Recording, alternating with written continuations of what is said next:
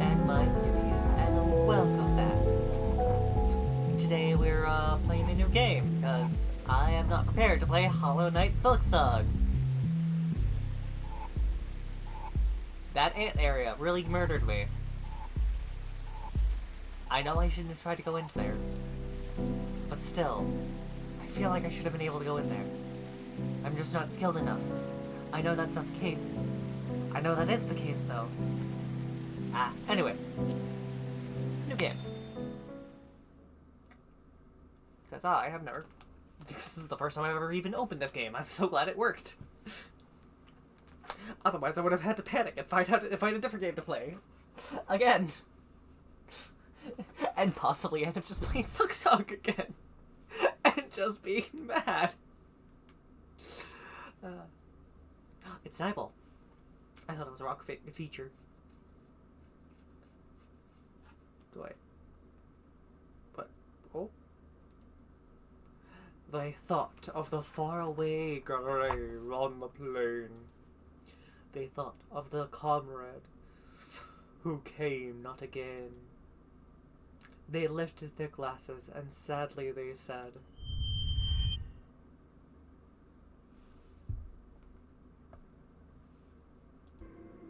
"We drink to the name of the mate who is dead."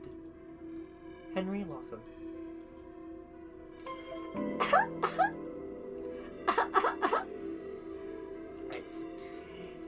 It's too bloody damp down here. I know we're underground, but I don't suppose there's any windows we can open. I don't know why I've got with this voice. It really fucking hurts. I'm gonna need to go grab a drink. Possibly just some hot water. There's a ventilation duct in here. Somewhere.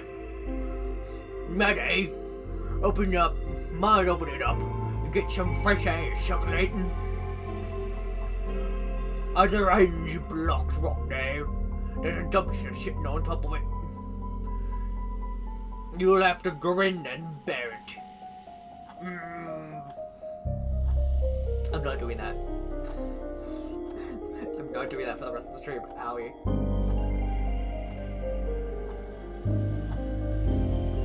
Can we hurry this up? Calm your farm. Calm your farm, old man.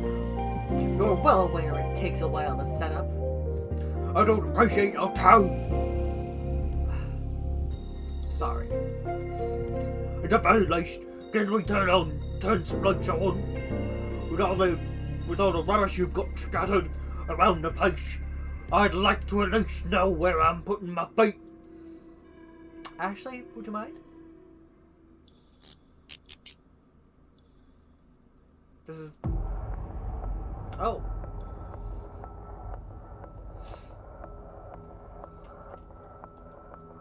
Thanks.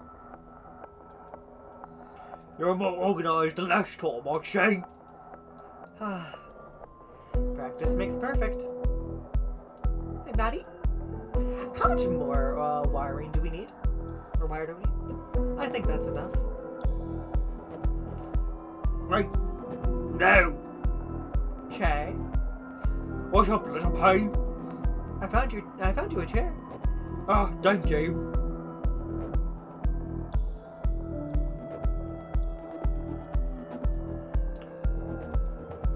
So, this whole thing, surely it's not legal, right? Yeah?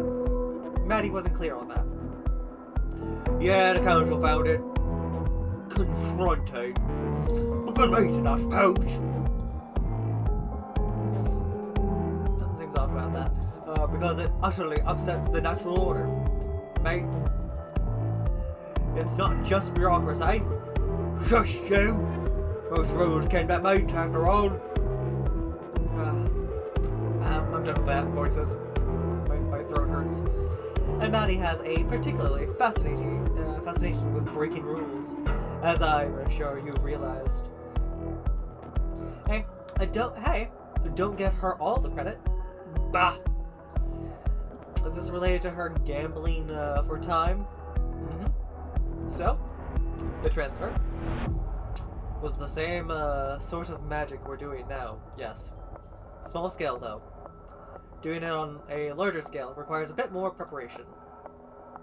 The council successfully suppressed all available information about it, though. For good reason. What happens if something goes wrong? Well, we die. You don't tend to mess it up more than once. Or try it again after you failed, for that matter. Stubborn scholars notwithstanding. What do you even call this sort of magic, then?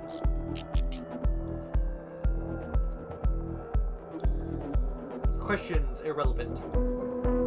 Because it's banned. Extremely cool. That's what I call it. Well, by definition, it's a conduit ritual. But hey, we're among friends, so we can call it what it really is.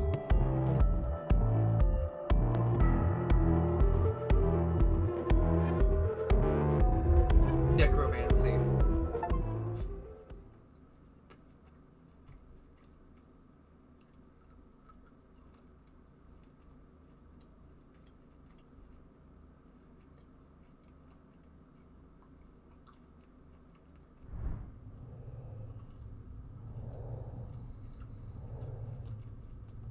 From your hazy memories, a certain word calls out to you. Necromancy. You try desperately to remember what it meant. Necromancy. Death. This fragment of a memory stays with you. Piece together the past. Remember what transpired. And never forget. You are scattered. Practice. Bureaucracy. Fascination. Disheveled. Blenders. Messy. Store. Bold. Bourbon. Why was there bourbon in there? Hold on.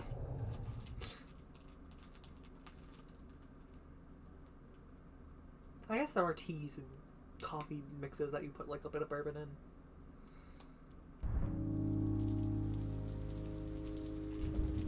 Oh, we're suddenly first person, and oh my god, the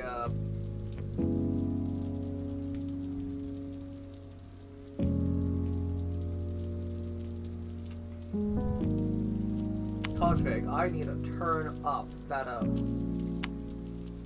camera sensitivity. Dear fuck.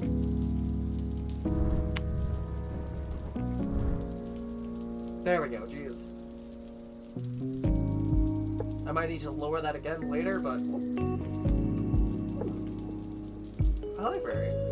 I like the tree in there. Press and hold left mouse to inspect that memory. Patrons dead, we welcome. Oh. Maddie's rules. 1. We become both living and dead. Patrons will be served in the order they arrive. Don't ask who's alive. It's rude. If someone wants you to know, they'll tell you. The dead have 24 hours to spend within the premises before moving on. Strictly enforced. No, we don't have Wi-Fi. Report broken items and other anomalies to staff. We can't clean up your broken glass or spatial rift if we don't know about it. Don't feed the idolons. They can't eat, and offering them food just reminds them of that cruel fact.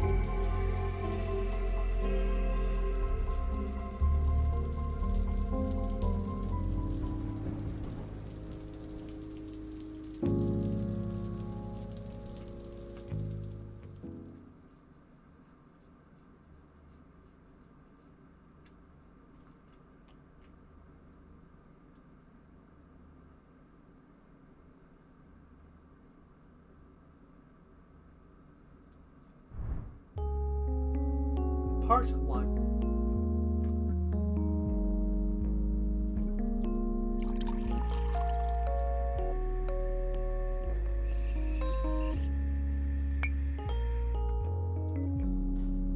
By the way, every one of these, like, scenes I have to click. Otherwise it just sits here like this. The terminal. Carlton, Victoria. Australia. 3053. I hope that read Australia, not Austria. And I just, like, fucking dyslexia my way through that. Excerpts from online reviews. Pretty unremarkable coffee. Barista speaks Chinese, but exclusively uses it to mock people to their face. Says, I am very self-conscious about my top hat now. Observed a little girl running around cafe with a knife, unsupervised. Came down with a deep sense of ennui after visiting. Was rudely told to stop being a big dweebeth after complaining about burnt taste in coffee. This coffee is some of the best I've ever had. 5 stars. Disclosure, I have no taste buds. The door closes. Is this like a kinetic novel? I'm very confused. Hey. Mate. Hey, mate. You alright? Ah. You can see me? Clear as day, yeah. What can I get you? I've been walking around for hours. Nobody was talking to me. I don't even know how I gotten here. I think you'll find it was by the front door. Okay. Right. Where am I? This, dearly departed, is the terminal. Carlton's finest. Departed? They say our coffee is to die for. So, I didn't really know how to go about this. Ask me anything, then? You're not the first disheveled and dead guy to drop in, and I'm sure you won't be the last. What does everyone else ask? I don't ask, what does everyone else ask? Ah, shit. And they always say that. Then there's the embarrassed silence.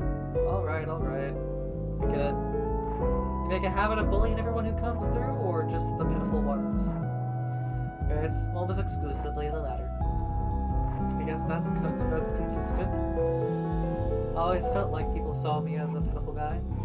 Sorry, I was actually just kidding there. No, right.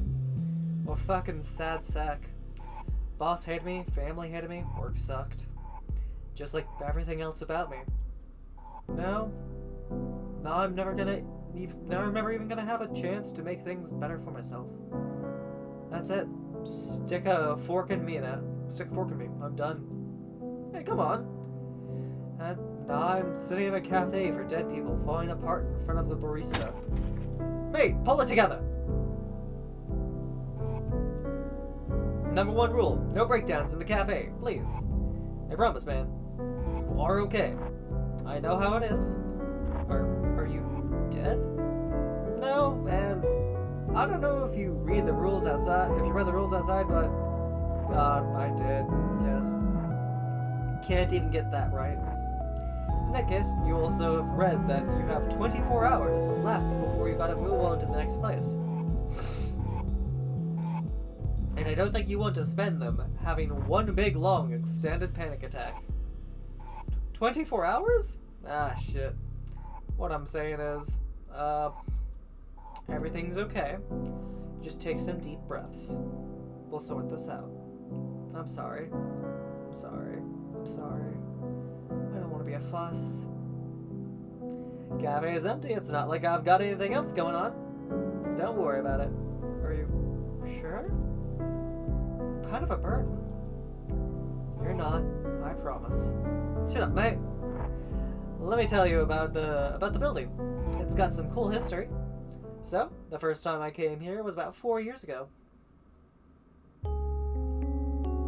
And that's why you should never, ever serve a martini to a dead biker, even if he specifically asks for one. Huh. Out of all the possible ways to react to that, That's one I certainly didn't expect. Yeah, no point in seeking eternal vengeance if you're gonna have to leave in a few hours anyway.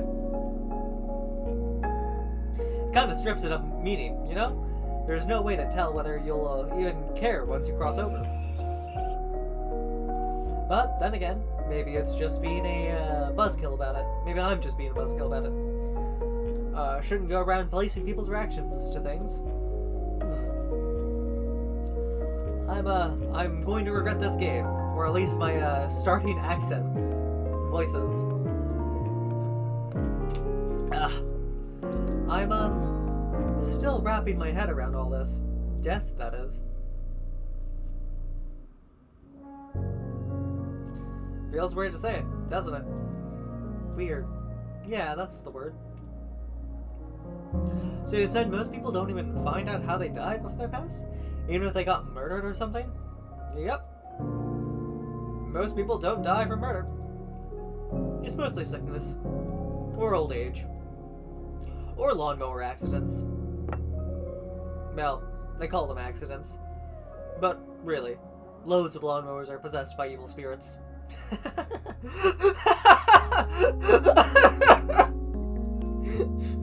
The fucking pull... Is that why the pull motors never fucking start at the first go? That's sad. Alright, hold on just a moment. You can't just drop that and move on. Possessed lawnmowers? Seriously? Anything with spinning blades attracts them. Garden equipment, blenders, power saws. They're a real pain in the arse. Gotta do at least 1 or 2 exorcisms a month on the coffee grinder. It's wild.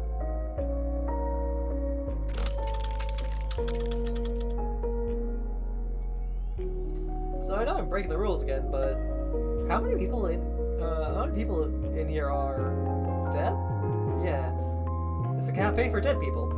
Does that mean it's everyone, or are some of these people just really into ghost cafes? What other people? A little column A, a little of column B. Plenty of mortals come through, but this is one of the only crossing points in the country, so we get a lot of your type. That's also why the rent is so high, because those vampires who own the place know we get a lot of foot traffic. Literal vampires? No, like boomers, landlord class. Ah, same thing, I guess. Fuck. I was expecting this to be so real, like right off the bat. So, to answer your question, there are 9 customers in here right now. Out of those 9, yourself included, I'd say 4 or 5 of them are just passing through on their way to the next place. How can you tell? Once you've worked here for a while, you get a sort of sixth sense for this kind of thing. Gotcha. Speaking of sixth senses, I've got one for trouble. Huh? You have 2 sixth senses? Oh no. Hello, Ashley. Small. Ashley had adopted the cafe staff a couple years back. Much in the same way that a puppy adopts a squeaky toy. She was the kind of ferociously smart kid who absorbed information like a sponge, but only used it to cause trouble. Today, she was accompanied by the stench of motor oil, and brought with her a look that said, "I'm an invincible genius." She was mostly right about that one. Alright, I know that look. Spit it out. Why? I don't know what you're talking about. Got the crap, kid. What are you after? I'm busy dealing with a customer. I'm not really needing any attention. Shut up. Shut up, Kishan.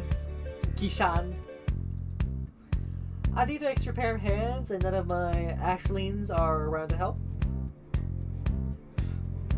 Don't you have any clamps?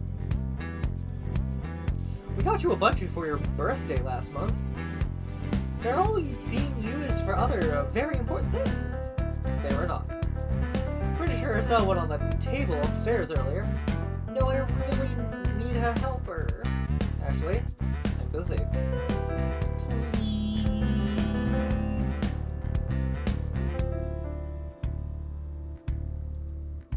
Hey, I could probably...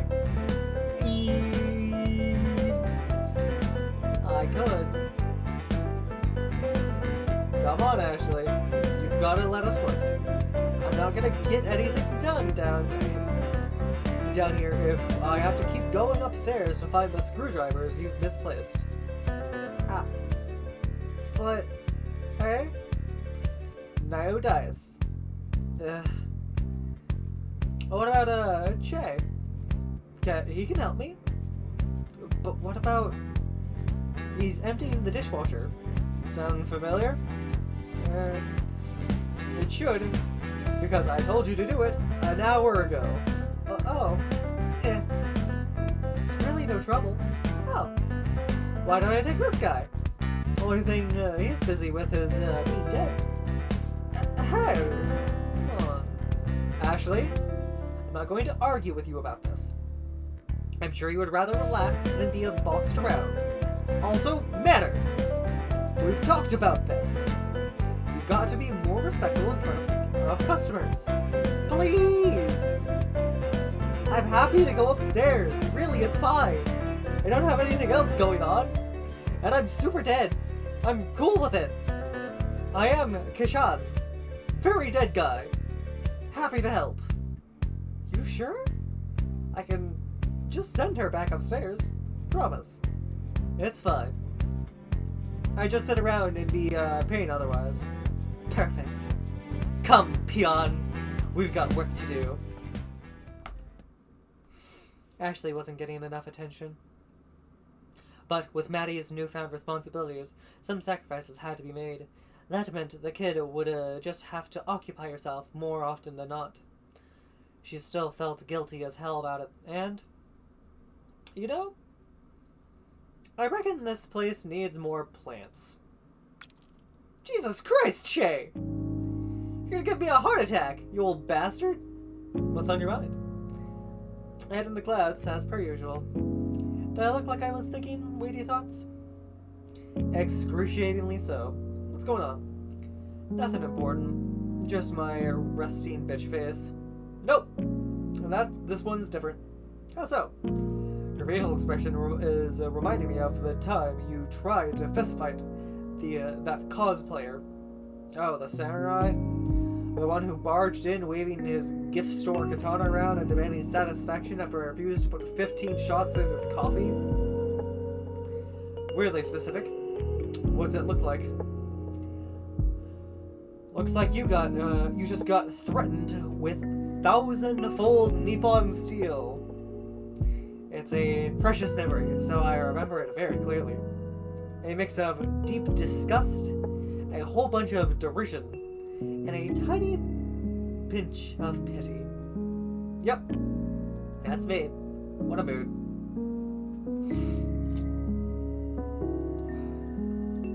You all right though? Real talk. I'm fine. I'm actually fine. Fine, or let's not talk about it fine. Just the second one. Ferio. Offer's still open if you'd like to talk things out. In the meantime, sorry. Can I grab that tea towel? My hands are wet. Oh, yeah, here you go. So, did the dishes need hand washing, or? I'm sure I told Ashley to empty the dishwasher earlier. Nah, thing's busted. Door latch won't close. Might call the repairman. Ashley shouldn't wash them by hand anyway. Her arms would corrode, so I did it. Not a problem. Yeah, fair enough. So, like I mentioned, it'll need a repair, unless you want to let Ashley get it. I'd call a repairman myself, but our landline stopped working last week. We have a landline? Yeah. Yes. Ancient technology. And an elegant tool for a less civilized age. Only works when you pay the bill, though. I don't know if it'd be cheaper to get it repaired, or to just buy a new one and give Ashley the old one for parts. The costs are pretty close, all things considered. Hey, don't work too hard. You'll bore yourself into an early grave. Hey, you spent 50 years digging holes. That sounds like pretty tough work, old man. Ow, old man. For your information, I'm barely 170-ish. I'm failing to see the inaccuracy. It was during a literal gold rush. Everyone was doing it. The only thing different about me is that I eventually started digging up things more interesting than gold. Well, the kind of gold I'm interested in is brown gold. Coffee. Shut up.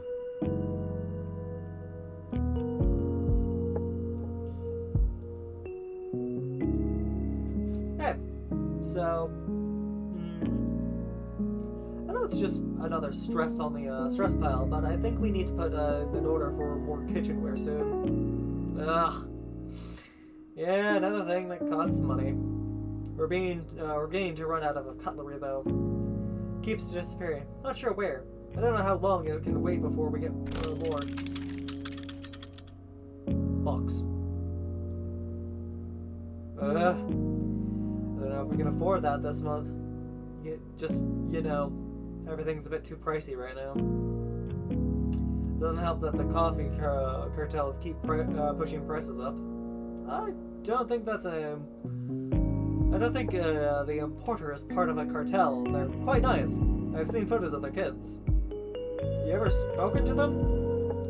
They're obviously criminals, with the prices they charge. Wholesale my arse. And yet we keep buying from them. Well, yeah. The beans are good, man. It's just everything else on top of them that's stressing me out. Ah, yes. I'll happily accept the blame for some of that. It's fine. You don't have to. I know it's all on me. I've just got to figure out how to pay everything off. Everything? And everyone. Ah! The shitty council of death and the doubly shitty time that we owe to them are the last things I want to think about right now. I've lost enough sleep over it already. Hey, I'm here to help. I'm worried about you, you know? You've had a lot of responsibility dropped on you in a very short period of time. And I can't help but feel a little bit culpable for that. I know. Yeah, I know. And you? I can't thank you enough. Shh. It's alright. Hold yourself together. We'll figure it out as a team. Just like we always have. I just don't want to deal with it, you know? I get it. And I don't want you to feel like I am imposing on interfering too much. I know the cafe is yours now. And even though things are a bit much at the moment, I know I keep saying this, Maddie, but I don't know how much time we have to deal with all this before things start falling apart. Things are already falling apart. But you're going to have to face reality at some point. You know that, right? Jay, oh my god, yes, I know! I don't need any more reminders from you. Back off, man. The council's always on my mind. I can't escape them. My best is all I can do, okay? Just because you're my best friend and my old boss and my mentor doesn't mean I need you preaching at me about how I need to deal with my problems. Because they're my problems now. Not yours. Alright. No worries. I'll give you some space. I might go check on Ashley. You seen her recently? She's upstairs, dragged a customer up there, talking about clamps or something. I better go rescue them then. I'll be back in a bit.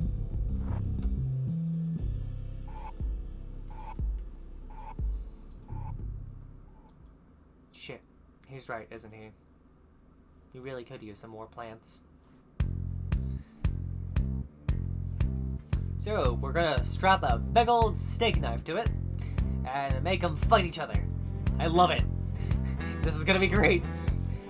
I want to build something that gets put on that TV show,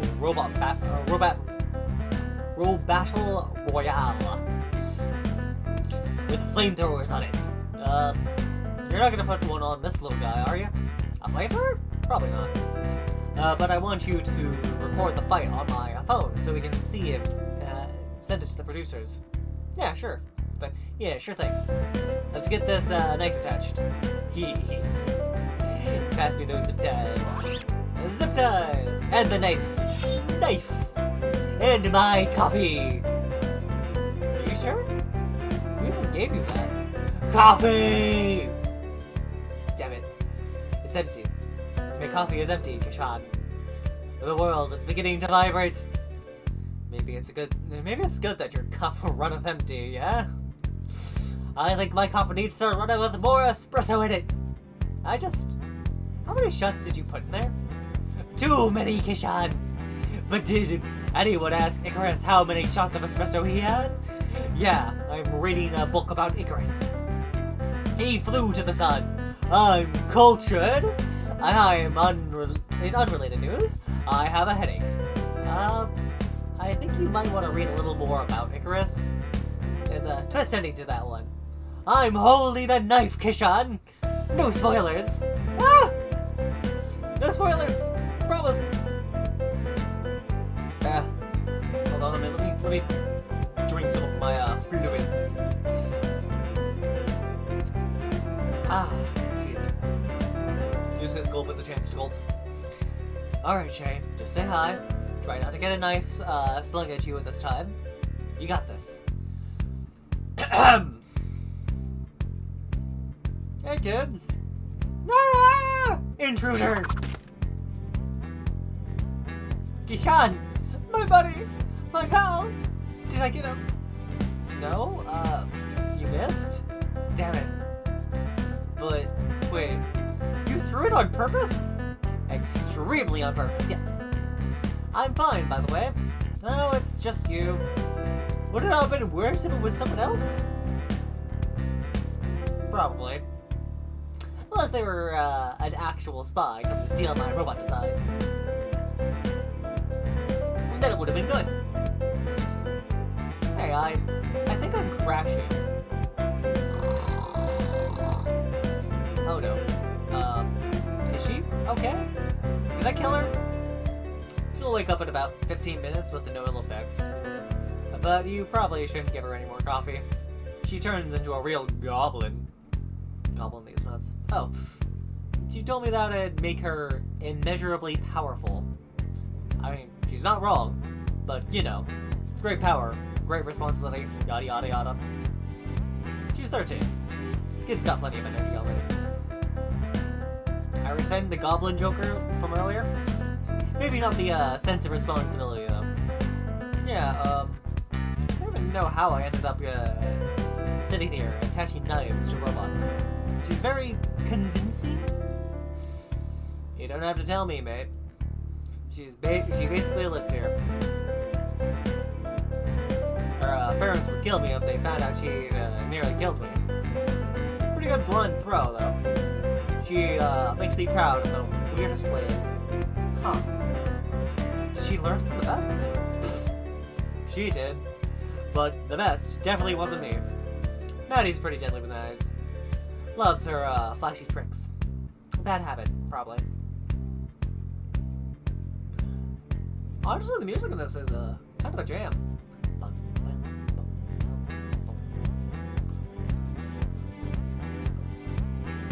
Anyway, I'm sorry. I'm being very rude. My name's Jeb. I used to own this place. Now I just sort of sit around and cause trouble and sometimes have knives thrown at me, I guess. I'm Kashan, and I died today. Gambling for time is a dangerous business.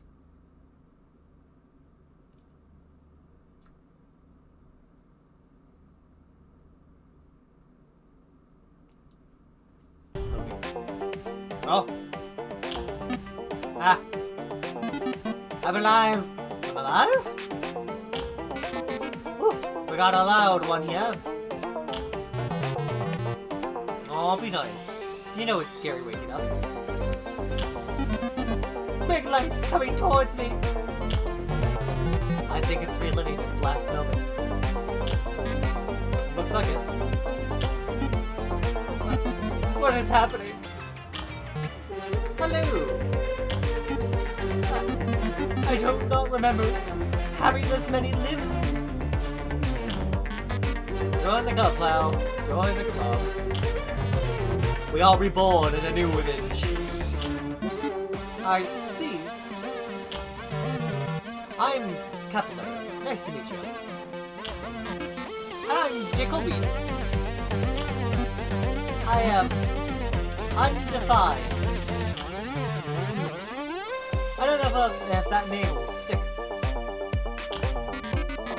Its body is made of a milk carton. Do we call it milk? No, too basic. Imagine if you called me Goon just because I'm made of a goon box.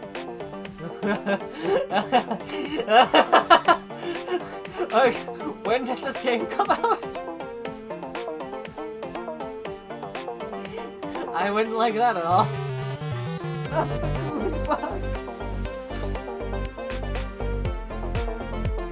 Ashley was yelling about someone called Lovelace the other day. That's a good one, I think. How does our new friend feel about it? Acceptable? Excellent. Nice to meet you, Lovelace. I am very deeply confused on what is happening. I have made, like, no narrative decisions besides walk to store.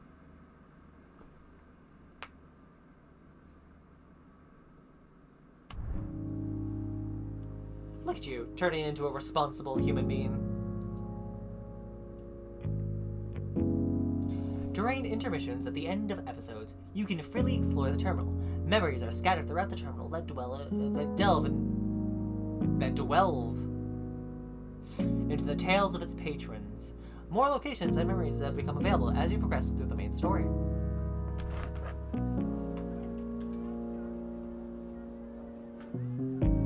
Okay. Oh.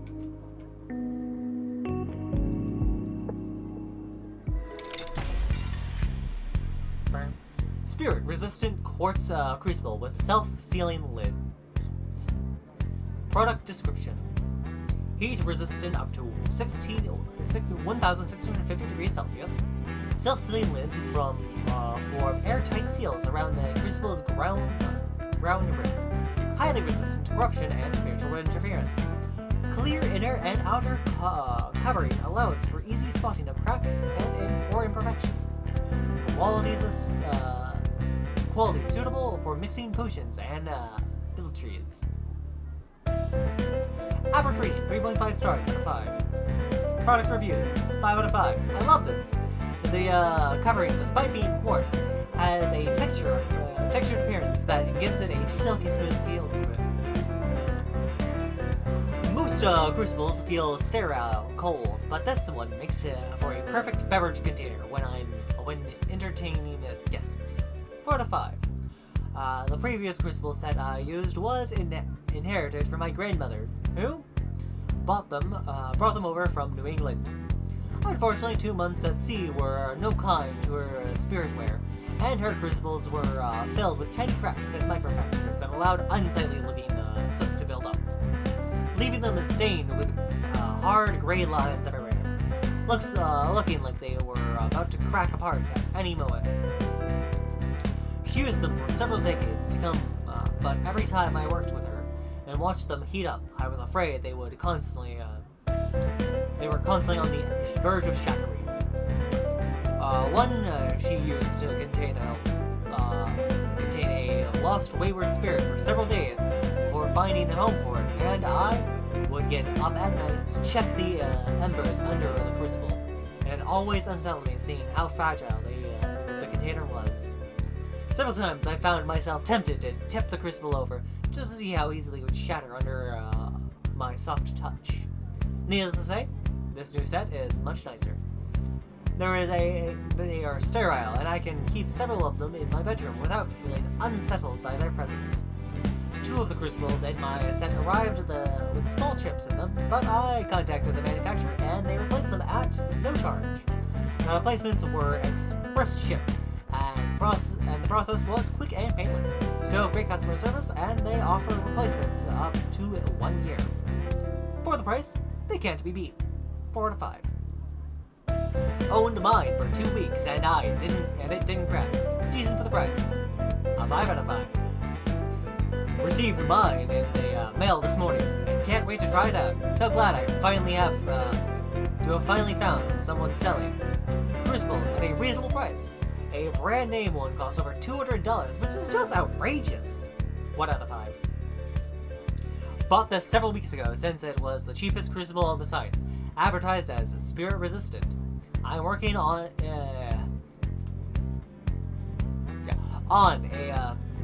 it's very hard to say. Filtry for my graduate thesis, and purchased 100 of these for lab use. My plan was to monitor 100 different animal spirits with different types of plant matter, and compare how different biomaterials affect their vigor over a 90-day period. The first day, I set the first 5 with samples of mugroot, feverfew, ginger, ginseng, and golden seal. I placed them in the crucible over low heat, 80 degrees Celsius, and left them overnight. And over the next 2 days, they did the same with all. the remaining crucibles. Finished on a Friday, leaving the lab alone for the weekend. When I arrived back on Monday, I knew there was something wrong when I noticed a rain cloud hovering over the drawer. It's not uncommon for rain clouds to appear at any time of the year, at any time of the day in our part of the country, but it's quite another to find a rain cloud localized entirely within the hallway of your research lab. I raced for the worst, and I guess I should have raced harder. Nothing could have prepared me for the smell when I opened the door. I immediately felt my eyes watery, and actually found myself choking. It smelled so bad. I slammed the door shut and went to the basement to grab one of the emergency respirators we keep down there. Unfortunately, the respirator did little to mask the terrible stench inside the lab. I opened the first crucible and saw that it was filled with a tar-like substance, and as I studied its inky black writhing floor, I felt the air sucked out of me, almost like it was trying to drag me into the abyss with it. I threw it all on the floor and the container shattered, splattering the floor with the tar-like substance, which began slowly crawling across the room. I grabbed a fire extinguisher from the wall and sprayed the tar until it was completely covered. And near what sounded like a spluttering noise followed by a long gasp and a scream that faded into oblivion. After poking at the fire extinguisher spray, whatever was underneath was clearly quenched. I took the remaining crucibles and placed them in the oven and baked them at a temperature of 1,600 degrees for several hours as I sat alone in the lab, contemplating the cruelty of existence and wondering what my academic advisor would have to say about my thesis project. After several hours of waiting, I opened the oven and checked the contents of the crucibles, revealing nothing but ash. Whatever it was that had been drawn by the spiritual emissions of my lab work, it was gone from my world, but the memory of that day will haunt me for all my remaining days of my life. 1 out of 5. Do not buy this crucible for spirit-related applications! My wife is one of the product designers who worked on this item. The crucible in this listing comes from a manufacturer called Security LLC. Back in 2013, they were some of the best hardware you could get for your money, and earned a reputation among hobbyists and as great value for anyone working on a budget. In 2016, they did a survey and found that fewer than 3% of buyers were actually using the crucible for spirit-related applications, and decided they could cut costs by removing the spirit-resistant properties. However, they found that properties advertised with products advertised with updated ad copy to reflect this didn't sell as well, so they continued using the old product description, which advertised it as spirit resistant, with a new product line, which is not spirit resistant. I don't know how they were getting away with this. Apparently, the definition of what is actually spirit resistant are legally murky, and the number of people affected is small enough that they continue to sell well. Stay far, far away from this one. Warn anyone you know of who might buy an item like this that it does not work as advertised. 5 out of 5. Nice color. And I think that's it.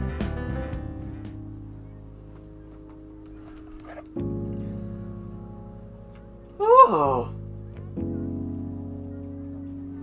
What's back here?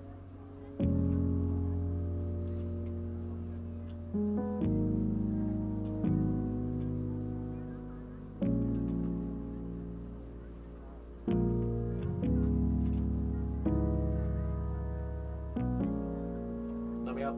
Let me up. Ah.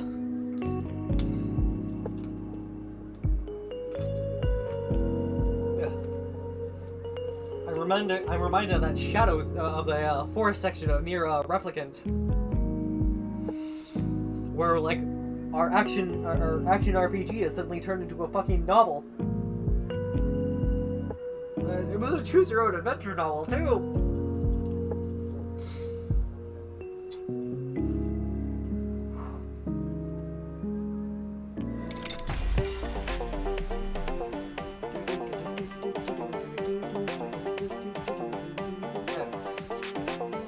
Battle Royale Robots Power Ranking Windless. When I first saw the name of this robot, I thought it was styled to be like a girl who could run, control storms, and run like a ninja, a real last of the wind. Or maybe a girl of the elements, someone with the ability to become the wind itself. If I were windless, I could vanish in an instant, whenever Maddie appeared. She would look away around and say, "Where's Ashley?" And I would be right there, but she wouldn't notice it, because I would be on one with the wind. Then, when she left, I would fade back into the room, like a ninja. This would only work outside in the rooms that are really windy, so I would probably set up fans in the workshop to make it really drafty. Then I looked it up online and learned that windlass is actually a fancy name for a winch used to pull anchors up, which at first made me think this bot was lame. It works by hooking its arm under enemy bots and pulling it up to flip them over. It never even tries to smash the other robot to bits or melt it with fire. But then I watched it in action and realized that flipping your enemy on their back to incapacitate them is the ultimate ninja move. Windlass moves like a master, spending the entire match trying to bait its opponent into exposing its weakness. And then, like a ninja master that knows how to jab it at exactly the right pressure point on the back of the neck to make the enemy's head explode, Windlass grabs the enemy by the one part of it that happens to be sticking out at the wrong time, flips it onto its back. Note, most bots only have wheels or legs on the bottom, not on the top. So when you flip them over, they are totally helpless, and the match is over. To avoid this happening, make sure to put wheels on the top as well. When I make a robot like Windlass, I'm going to call it Badass, because that's what it is.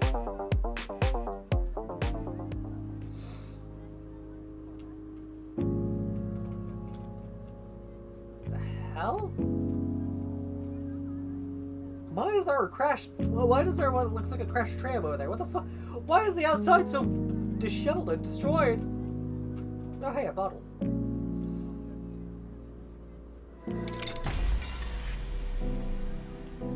Maddie was about to leave the counter when an old-looking man pushed the door open. He was hunched over, and he walked with a bit of a limp, and even at this distance, she could see the leathery texture of his skin a testament to many years well lived. Maddie had been about to leave the counter to Shay, but there was something in the way the man walked that made her want to stay long enough to see if he had any special requests. She wasn't sure if she would like the man, and in fact, she was fairly sure that there was a good chance that she wouldn't have much to say to the man. Have much to say the man, or much that she would be interested in hearing from him. But it was obvious that the man had paid his dues, and she felt that she owed him at least a few moments of her time, even if he hadn't done anything in life worth admiring, or worthy of admiration. He, at least, had done enough to earn her respect. It was only when the man sat down that Maddie saw that his skin was cracked, but not wrinkled. His body had been aged, but it had been aged by the elements of the sun more than it had been aged by the passage of time. The slight limp in his step could have easily been the limp of a young man who had spent one day too many lifting loads that were 1 kilo too heavy for him. He took the seat directly in front of her. "You serve food here?" Apparently the man was more interested in finding out what was on offer than figuring out what he was. Maddie kept herself from visibly smirking. There was something she liked about guests like that. People whose one only question was, what was on the tab? Maddie glanced at Shay. He gave her a nod of assent. Yes, Shay was willing to play the role of a grill master today. "We do serve food," she said. The man squinted up at the menu above him. "My eyes don't work too well in this light," he said. Got a favorite menu? Maddie reached under the counter and pulled out a menu that looked just as aged as the man sitting in front of her. Its scars were from coffee stains, not cuts. But as watched the man hold the menu, there was something about the combination of the two of them that felt right to her. The man stared at the menu for a good deal longer than it must have taken him to read everything on it. He finally spoke after a long, considered pause. "You suppose it would be a problem if I were to order something if I didn't intend to actually eat it? That's not the kind of thing that would offend me," said Maddie. Actually, it was exactly the kind of thing that would offend her. Yet there was something in the way that the man asked that made her feel like whatever reason he might have for not eating food he was served, it would be a good one. And she was half interested to find out what the man's reaction would be. "I'll have the grilled halibut," he said. "Ah, halibut," said Maddie. She understood. Many people enjoyed the concept of grilled fish more than they liked it in practice. And if this man knew himself well enough to be upfront and honest about that, she could respect that. "I can't promise that it's never been frozen. I hope that's not a problem," she said, sure that it wouldn't be. "Sounds like my kind of fish," said the man. "The best halibuts swim in cold water. Ain't a problem if that water happens to be solid form after the halibut passes." She nodded to Shay, who nodded back and headed back to the freezer. The man placed both hands on the counter and folded them. There was something serene in the way that the man sat there, with no inclination to glance around and inspect the cafe. He was in no nervous movement. No nervous movement in his leg, no strained expression on his face, to express that he was waiting for something to happen. He looked so calm that Maddie almost didn't want to disturb him, but she chaffed at the idea that only squeaky wheels were deserving of grease. Some wheels were just too polite to ask. "Do you want anything to drink while you're waiting on that?" I don't think I need a drink," said the man. "All right," said Maddie, picking up a whiskey bottle and placing it in his field of view, a reminder of what he was free to ask for. The man squinted. "Is that Jack Daniels?" "Indeed it is," said Maddie. The man's shoulders rose a bit in what looked like a barely barely a chuckle. Got a fondness for that particular drink. Or got a fondness for that particular drink? It said that we share the same name, said the man. I'm Jack Daniel. No relation to the distiller. I had several friends who took it upon themselves to check. As you might imagine, I've seen a lot of those bottles over the years. It's the kind of gift that people enjoy giving you when you have a name like that. Is it a gift that you enjoyed receiving? It's always a pleasure to receive a gift, said Jack. It's nice to know that you have friends who care about you and think about you. Is it a gift that you enjoyed consuming? I had a shelf in my flat where I collected them, waiting for other people to come so I'd have an excuse to open them. Ah, said Maddie, picking up the bottle and placing it below the counter. Sorry. If I brought up bad memories. He laughed. Where's the bad memory? They're good to receive from friends and good to share with friends. It's a reminder of the people who I was close to and the things I did with them. No need to apologize for that. Maddie smiled. She was beginning to find that she liked Jack, and it seemed like Jack was the kind of person who liked her, if for no other reason than that he liked people and Maddie was people.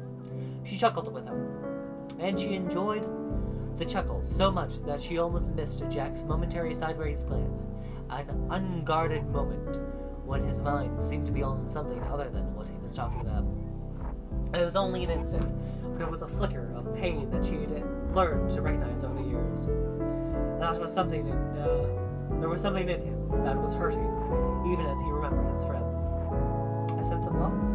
A regret about something left unsaid? Maddie wasn't sure. Whatever it was none of her business. But she wanted it to be her business. No?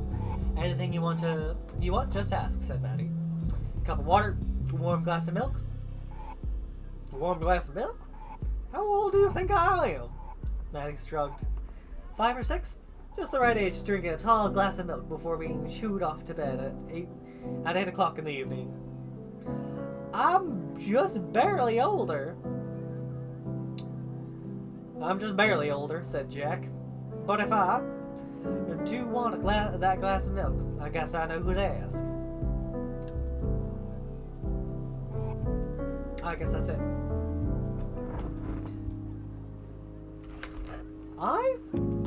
I'm kind of enjoying this, actually. It's a fuck ton of reading. It is rubbing my throat raw, but thinking about alchemy the wrong way.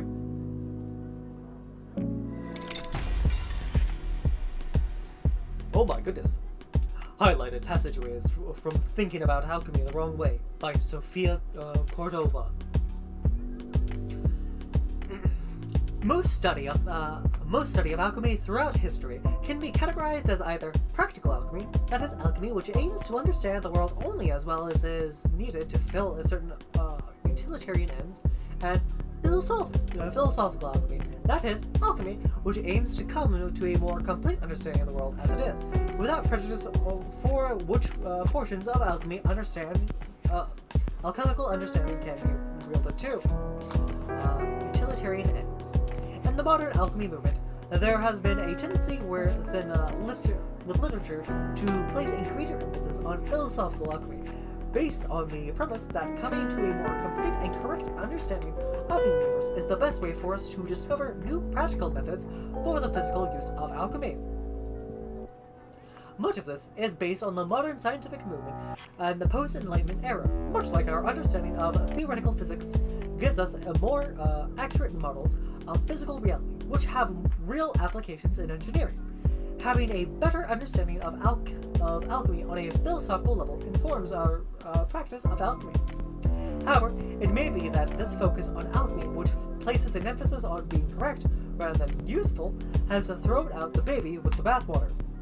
Admittedly, my position here is hardly biased. The fact that practical studies of alchemy have largely been chased underground is the reason that the tome you're reading is self-published, rather than distributed through more official channels.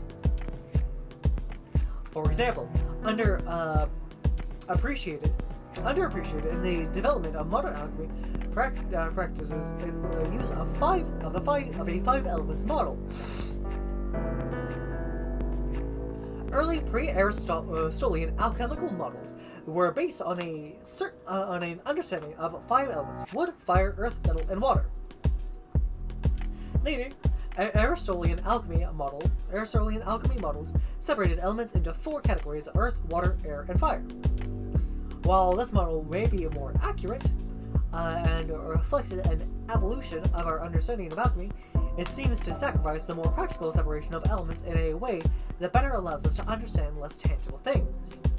While wood is not an element strictly speaking, it helps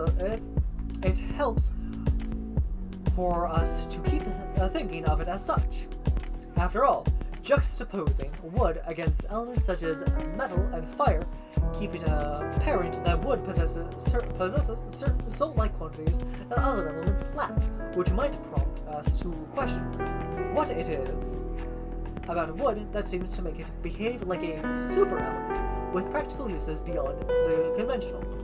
There is a great irony in the fact that while these kinds of questions eventually lead us to discard the 5 elements model, the new model no longer allows for the existence of this sort of question to exist in academic literature. This book serves as my guide to asking the wrong questions to arrive at the wrong answers that nonetheless seem to work. It is a book for troublemakers and rule breakers. Indeed, the fact that you hold this book in your hand right now is probably evidence that you have broken several rules to acquire it. Or you are a rule enforcer tasked with destroying my work, who for some reason has decided to take the time to read it. Perhaps you are reading my work to search for identifying information which might lead to my location. Or you are reading to gain a better understanding of someone whom you consider to be an enemy. Perhaps after reading my work, you will realize that my ideas are not so dangerous as you've been to believe.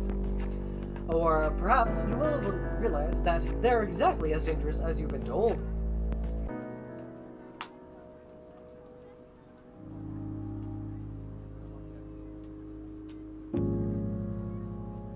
Home. Oh. Jesus.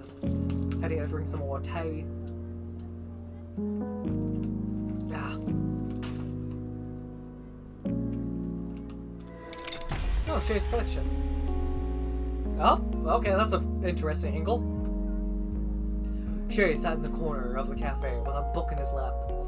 His eyes danced over the page for several moments, the words on the page illuminated by the candle that sat perched on the armrest of his chair. Then, after several moments passed, he turned the page. He hadn't actually internalized any of the text on the page, nor had he taken in any of the text on the 50 preceding pages. He was vaguely aware of the fact that the book kept on referring to a man named Henry, who Shay presumed was the protagonist of the book he held in his lap, but beyond that, knew little to nothing. Shay didn't particularly mind this fact. In fact, if he had started actually following the story that was told in the pages of this book, he would consider it a great failure. Shay enjoyed sitting down with a book, and enjoyed the platonic ideal of reading. And when it came to telling stories, he found books to be a poor substitute for a person sitting next to him. He didn't pick up books when he wanted to be told a story. He picked up books when he wanted to be alone, to situate comfy chair, and bask in candlelight, and sit silently in a meditative state. He turned another page. "Hey," said a familiar voice, interrupting him. "I'm in the middle of a book, Ned," I said. "In the middle of a book, Ned," said Shay. If you hadn't noticed, that was the book's secondary function. It deterred people who might see a man sitting alone and seize upon the opportunity to start a conversation when he was not in the mood for conversation. "Is it a good book?" said Ned. "I was enjoying being alone with it," said Shay. "Yeah, you looked really engrossed. I'm sorry to interrupt, but I've got a favor to ask." Why is it always to ask a favor?" said Shay, looking past Ned and speaking to no one in particular, even though there was no one but Ned near enough to hear him speak. "Why is it never? Hey Shay, I just wanted to stop to offer you a favor." "I did that one time," said Ned. You said you were busy, which I figured was your way of politely saying, please don't bother me with that kind of visit, with this kind of visit. So I stopped. Did you? I don't remember it. I'm sure you do remember it, said Ned. It was from back when you started forgetting things. Sometime around, when did the war start? You're going to have to be a lot more specific, said Shay. You know, the war with the soldiers and the guns. Ah, that war, said Shay. I did narrow it down a bit, didn't I? I'm not that old, said Shay. Wars were fought with guns even when I was a young man. Same for you. Did they? It was the war with the nail trailed off. His hand raised a hand to his face and flicked his helmet, mimicking the unmistakable ping of an M1 Garand. World War II? Which one was that? The one with the Nazis, said Shay. That sounds about right, said Ned. Anyway, I came to ask a favor. I hope that favor was spend a few minutes of your time having an inane conversation. But we already did that, said Shay. My, but you're snippy today, said Ned. What's gotten into you? Shay held up the book. A good book is what's gotten into me. Sorry, said Ned. I wouldn't ask if it wasn't urgent. I'm in need of an interpreter. You speak Cantonese, right? Yes, said Shay. Great, said Ned. Can I steal you for a few hours? Not if none of it's to be an interpreter, said Shay. Why not? You speak Cantonese, and you seem fluent enough in English, so why would you say no specifically to a translator? Being an interpreter is not as simple as being a bilingual, Ned, isn't it? I figured you hear things in one language and say them in another. Seems simple to me. Are you literate? Said Shay. A bit. Can you write a work of great literature? Said Shay. Nope, said Ned. Well, there you go, said Shay. There's more to translating than being bilingual. Oh, come on, said Ned. I'm in a pinch. I'm not asking you to be a great interpreter, just an adequate one. There's a lot of bilingual people around, said Shay. I'm sure you know other places to ask. Yeah, but, you know, I know you're not the kind of person to spill secrets, said Ned. And it's the kind of conversation that I just want to be between me and one other person, you know? Great, said Shay. Sounds like you need a professional interpreter. I hear they're great at facilitating those kinds of interactions. Come on, said Ned. What can a professional interpreter do that you can't? A lot of things, said Shay. But for one, a professional interpreter is someone you can count on to allow you to use their mouth to say incredibly stupid things without letting you or your counterpart know just how stupid they find the interaction. Funny that, said Ned. I always figured that's the kind of thing you'd be good at. Because I'm so good at holding my tongue? Yes. I've tried before, said Shay, kicking up his feet. Being an interpreter pays well if you find yourself working for the right people, and it leaves your hands a lot less calloused than some of the work I found myself doing instead. But you'll notice my hands have calluses. Turns out holding your tongue is oftentimes harder than digging holes. Come on, you know how to be a diplomat, said Ned. Fuck off, said Shay. There, that was me being undiplomatic. Now, would you kindly find another solution to your problem? One that doesn't involve me performing a task that I've told you at least twice now that I'm not going to do. Ned started to say something, but stopped just short of making an utterance and backed off. Hey, Maddie, Ned shouted. No, Maddie replied. I haven't asked you anything yet, said Ned. I know. I thought I would save you the time, said Maddie. Ned sighed. What is with you people? Maddie turned towards Ned and glowered at him. You people? Ned raised his hands defensively. I didn't mean... Look, I just mean that you too. You're birds of a feather in quite a few ways. Maddie stared at him, and Ned contemplated whether that was any way for him to make a statement, grouping Maddie and Shay together, without making himself look worse than he already did. He sighed in frustration. You know what your problem is? Yes, said Maddie. I know him quite well, and he's standing right in front of me. Apparently that's the end of it.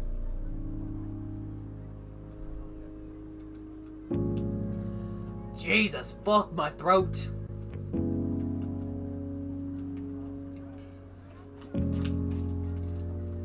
Oh, hello, random person who's trying to advertise a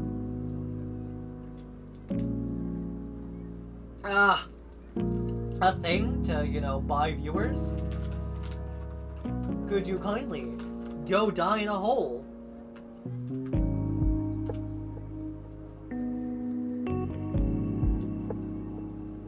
Continue. Yes.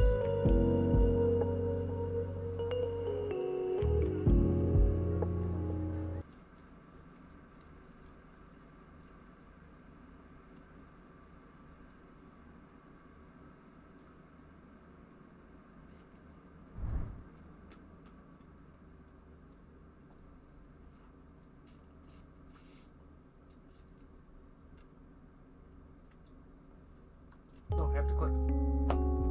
Man, love to see that. I could use a pick-me-up. I can't promise it'll be there. It's kind of inconsistent. Still though, a hallway that's only there sometimes? How do you get to the kitchen otherwise? And there's another slightly longer one that we use instead. It's much less exciting, but on the upside, it's constantly there. I don't tell people knew about it though. The reaction's always hilarious.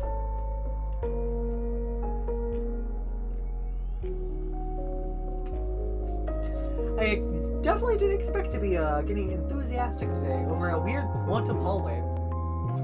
Or enthusiastic at all, actually. Because as soon as I stopped to think about it, I realized I'm actually extremely messed up about this.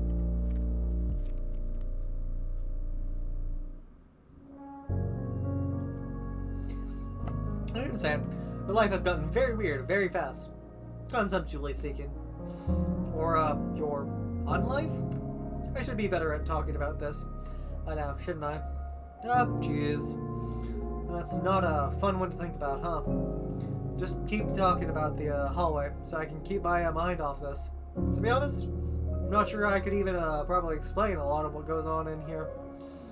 The building's mildly sentient. Too much magic in the soil for it to be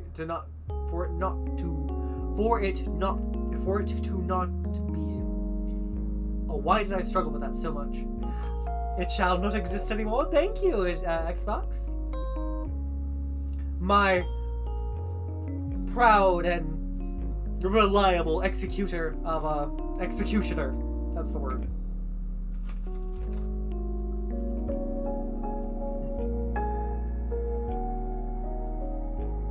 So the cafe is alive?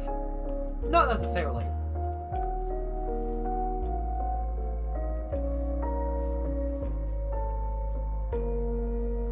Plenty of things have come to life here, but as far as we can tell, the building itself doesn't really fall into that category. Also, it mostly tends to shift itself in ways that are helpful instead of frustrating, so a quantum always. I'm making myself a cup of... You want something? Yeah, I'm good for now. Also, what's the barista's name? I didn't actually catch it, and I feel like a jerk. Ah, Maddie? She's the owner now, not just the barista. Still, makes coffee, of course. But since she's the owner now, she has a lot more to juggle. Why you ask? Got your eye on her, eh? No, I have a boyfriend. Had? Oh geez, this is a lot. I can't imagine how he's feeling. Try not to think about it. Okay. Yep. Okay. You want that drink now? I think I want something with something a little more potent than coffee right now. Sorry. Don't enable him, Kishan. Shush. I can't get you, I can get you something stronger, mate. A shot of whiskey, perhaps? I thought this was a cafe. Well, it is. Mostly. We do serve alcohol, though. And stronger things on request. Stronger? Like what? Baijiu? Absinthe? Pure ethanol? Do you think a place like this wouldn't have anything stronger than that? Stronger than pure ethanol? Sure. Write me later, and I might pull out some of my special reserve. Don't enable him, Kishan. Hey, someone's gotta drink it. I know you're not gonna touch the stuff aside from setting it on fire. Excuse me, I have perfectly good reason for wanting to set a puddle of distilled soul on fire. We'll agree to disagree on that one. So, Kishan, what'll it be? Actually, I changed my mind on that coffee. Okay, or something complex. Gotta treat myself on my last day on Earth. I'm after a sugar rush. If we have the ingredients, it shouldn't be an issue. Maddie can whip it up for you. Cool. In that case, can I have a large quadruple shot, double vanilla caramel, no foam, super hot, reverse, coconut milk macchiato. Oh my god. With 2 sugars and a whipped cream on top. Maddie? Yes, dearest? Can you? I don't quite know how. Is this real? Or is it too much? I was gonna ask for, that shot of whiskey Shay mentioned earlier, but it seemed a little too extra. Well, yes. It is too much. I don't think even Starbucks would serve that. Why? Because it's a fucked up order, man. Dang. Every single word of that increased my urge to set the espresso machine on fire so I wouldn't have to think about making coffee ever again. I know nothing about coffee, by the way. Besides that it is made from beans. Oh, but the whiskey is fine. Well, I do that too. I have a counteroffer, which you have to accept. Yeah? I'll make you another double shot longback. And I'll put whiskey in it. But I won't call you a hipster this time. If you decline my offer, on God, I will strip your soul from your body and use it to scrub the counters at closing time. They will smell delicious afterward. That is, if that's any consolation. Yikes. That does sound like a competitive counteroffer. Not the soul thing. I'll take the coffee. My generosity knows no bounds. Normies.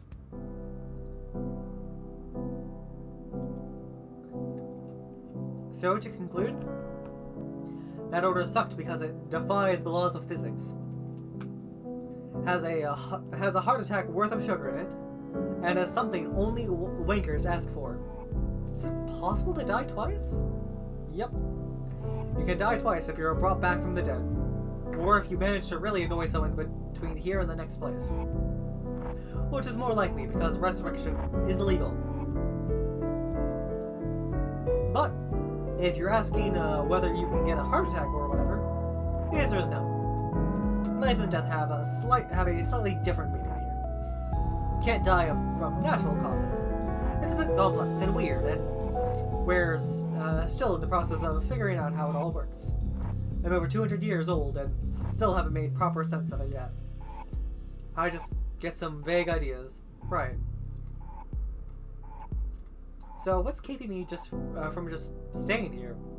Like, I'm already dead. Why do I have to go to the next place? You've got a certain number of hours you're allowed to remain on the edge of the immortal realm. Hours are fungible.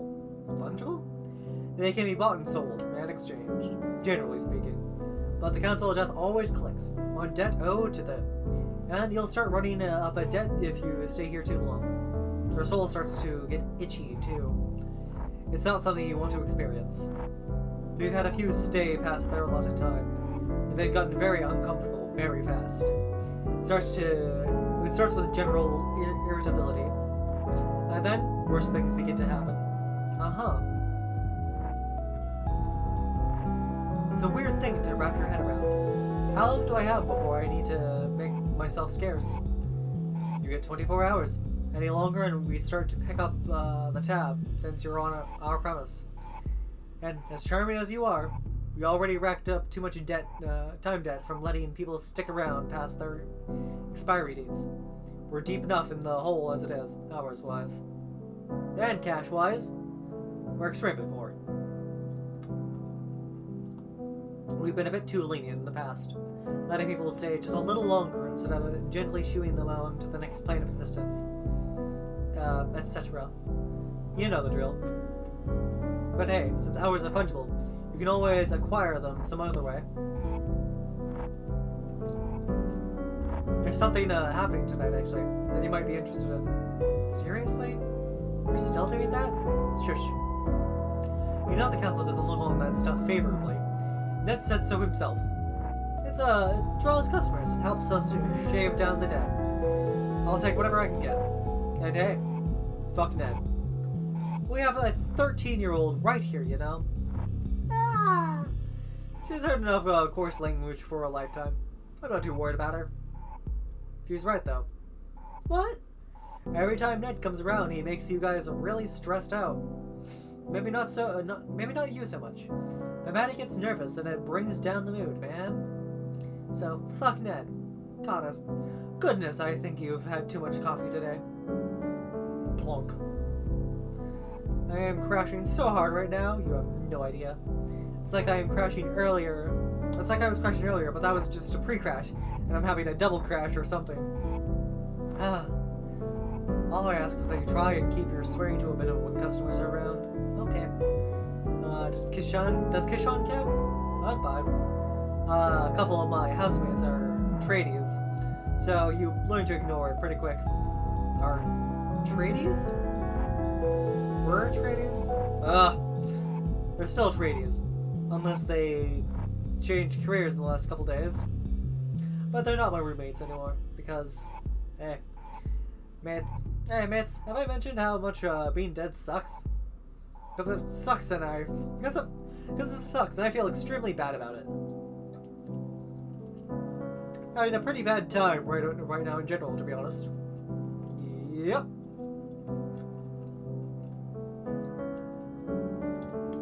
Even just adapting your language is a pain, isn't it? Want a proper drink now? Without coffee in it? Yeah, that'd be good. The TV didn't say anything about there being a storm tonight. Huh. Looks like a decent-sized one's rolling in. Melbourne, weather strikes again. Melbourne is... God, that's either Australia or England. I recognize the name, I just can't fucking place it. Or is that... Fuck, for all I'm thinking now, that could be Canada or France, too. Ah!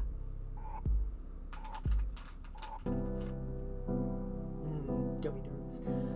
I'll go upstairs and close the windows. Cheers. Come on, Ashley. Let's clean you up and clean up your workbench while we're up there. Yeah? Do you need a bribe? Yes. I have some chocolate hidden away. Acceptable.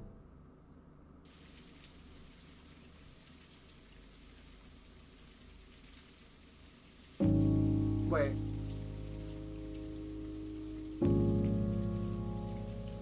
Dead people can still get drunk, yeah? Why else do you think we serve alcohol? To make money? Well, yeah. Hang on. Do I even have my wallet?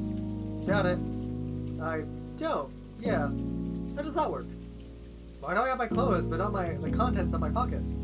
I don't know, dude. Everyone's experience is different. Death doesn't follow many rules. Only universal rule I can think of is that you can't stay. People don't generally come in without their clothes, fortunately.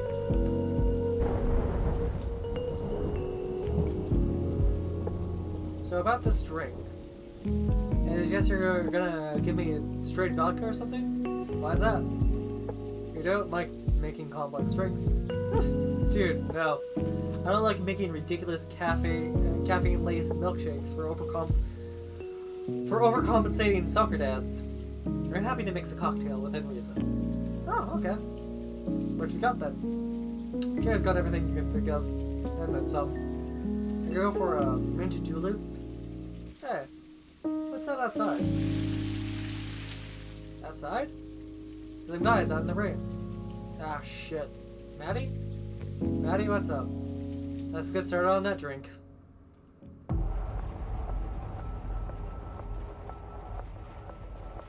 Morning. Hi? Hello, recently departed. Hey. Oh yeah, that hat you're wearing kinda makes you look like... Ned? Ned Kelly? I could have sworn you were standing outside literally a second ago. So, how'd this one crack it? Good morning to you too. Ned. It's 7 o'clock in the morning, Madeline. Piss off, Nedward. That's not even my full name. Isn't it Maddie? Isn't it Maddie? Chase said it was, and he never lies. He never said that. No, but it was worth a try.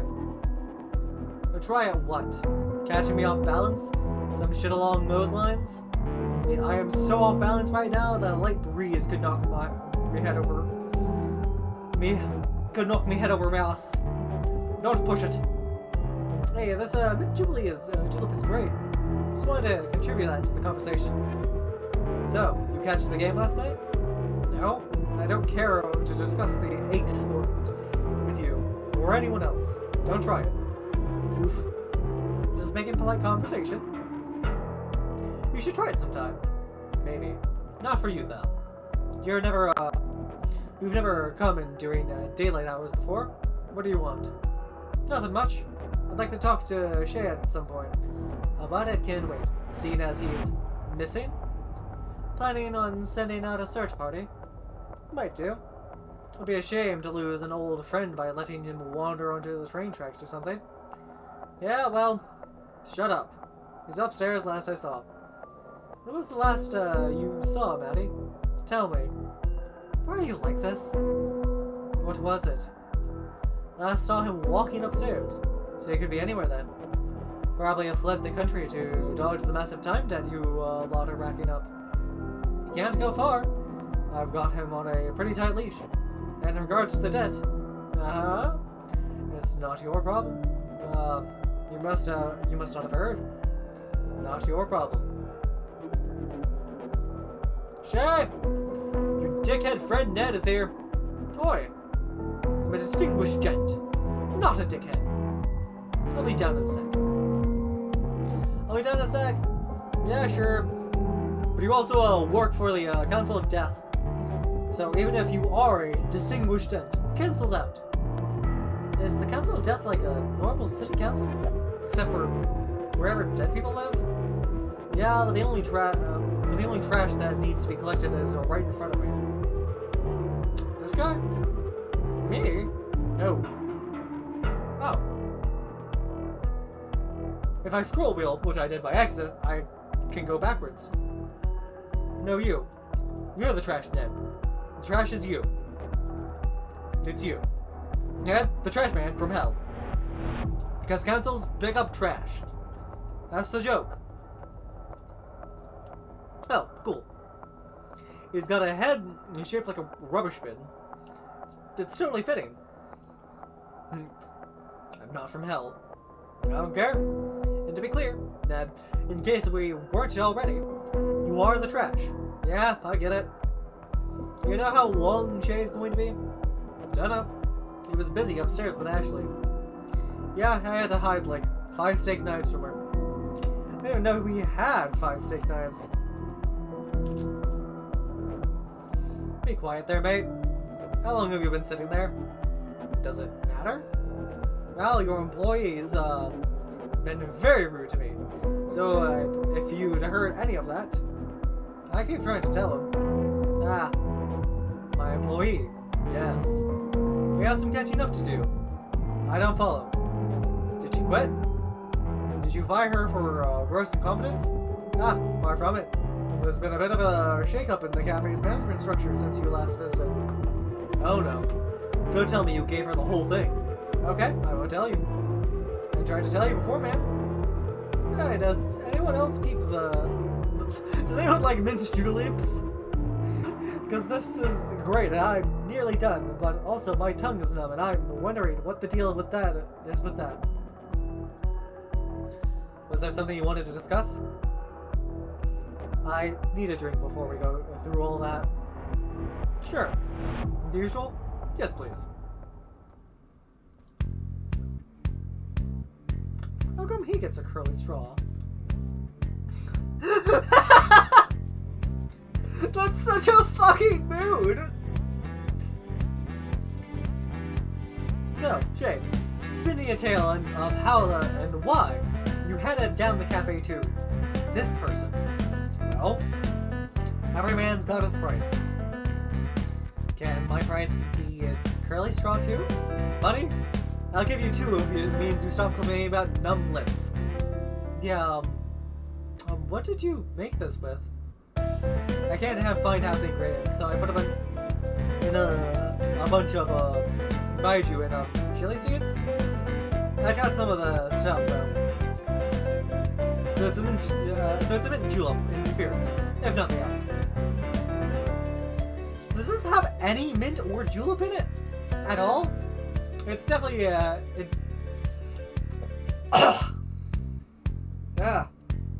sorry about that. It definitely may be lacking mint, and I cannot confirm or deny the existence of the mythical julep. But you asked for baijiu earlier, though, so there you go. Mission complete. Maddie, I'm getting very drunk very fast. Baijiu will do like that, do ya? Here, I think you should have a little lie down. I'll get you some water. I'm as strong as an ox. I don't need no lie down. Kishan, my dude, you absolutely need to get horizontal as soon as possible. You can sober up in one of the booths up in the back.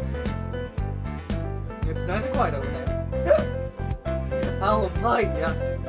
I'll win though. Up you get, mate. Bloody hell.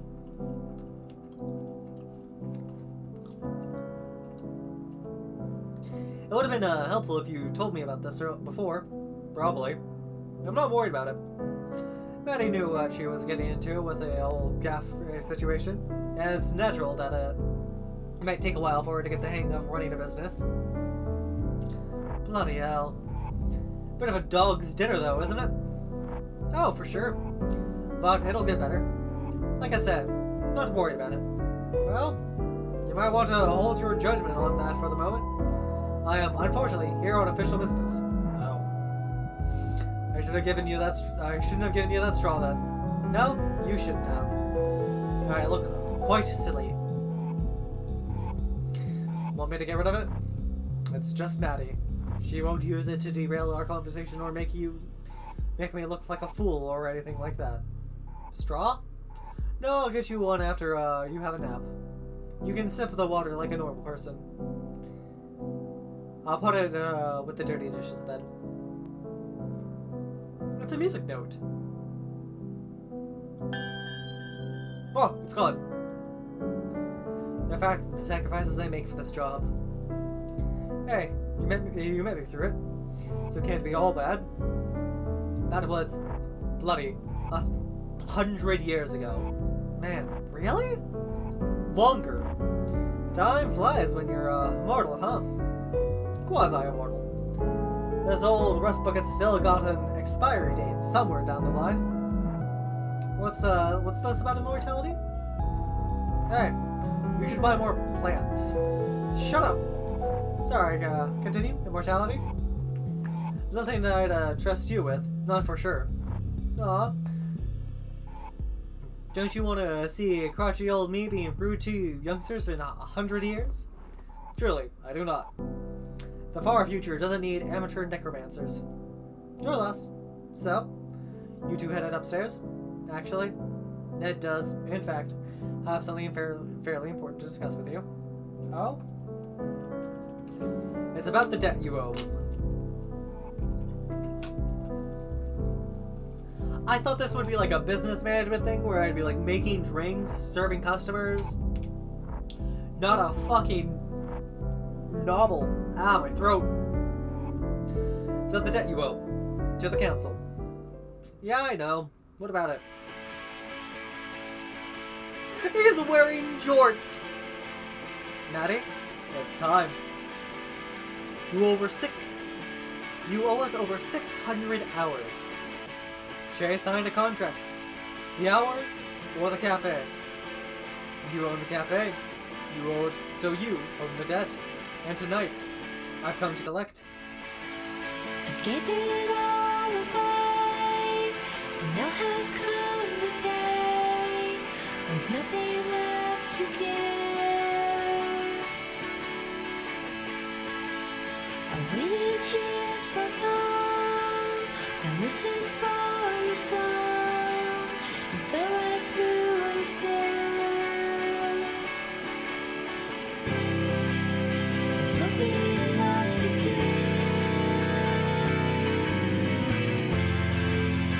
Nothing left to give. I hope I don't get copyright struck for music in this game. Left to give. Fuck it, even if I do, it's worth it.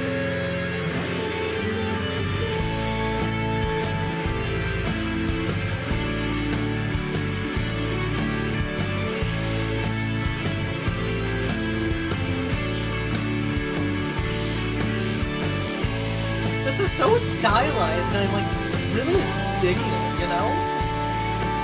But I hope there's more like gameplay to this than me just sitting here reading. That was just the introduction! My throat is so sore! No! Is it possible to die twice?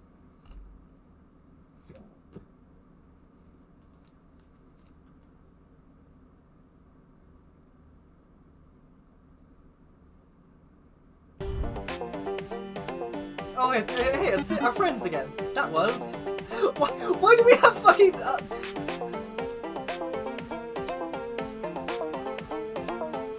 Why do we have a milk jug, a goon box, and a beer bottle giving us goddamn commentary like the fucking. At the end of each episode, Crab Rave 2.0.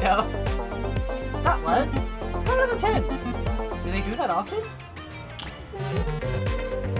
Song and dance thing? Yeah, that was what do they think they are? Some sort of anime steel game? Anime street game? What sort of self-obsessed jerk has their own theme song? Don't be a downer, pal.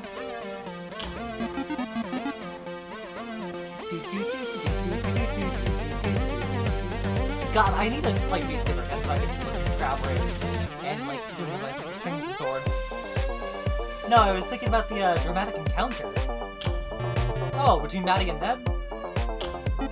Yes.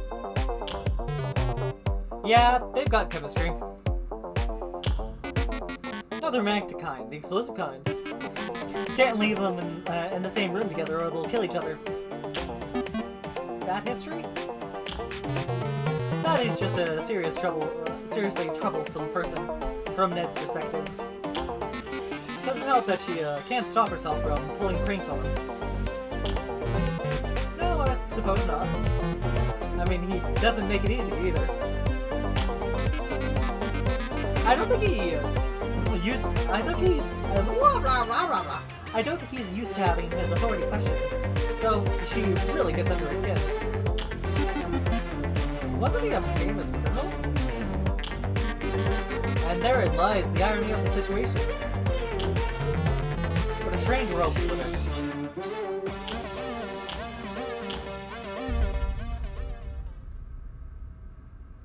Honestly, 600 hours isn't a lot of time. Like there's 525,600 minutes in a year. So like I think that 600 hours is less than a year. I read something about this should be depressing. Doodle mode is now available. You can now speak to Ashley to access doodle mode. 168 hours a week. So that's just barely over 3 weeks.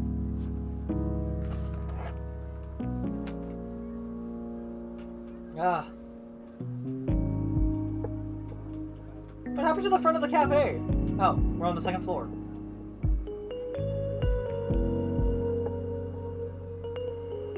Can I play billiards?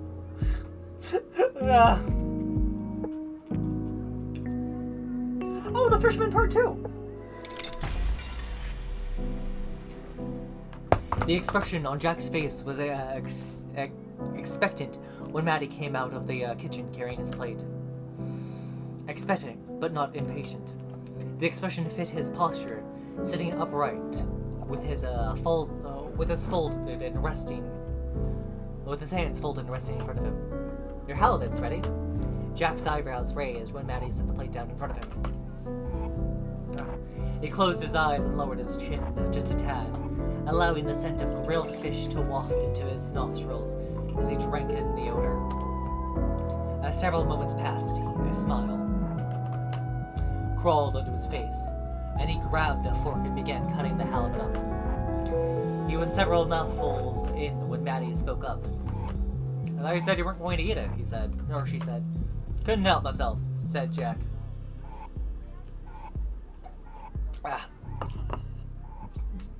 Smells too good to not give it a taste, and tastes too good to stop. God, I want some more cod and chips now.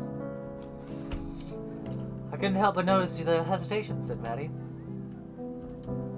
Jack held up the fork, which had a piece of fish spread on it. You know, a fish like this, you never know what kind of memories it's going to bring up. Not all memories are good, but this fish, it tastes like adventure, conquest. You fish much?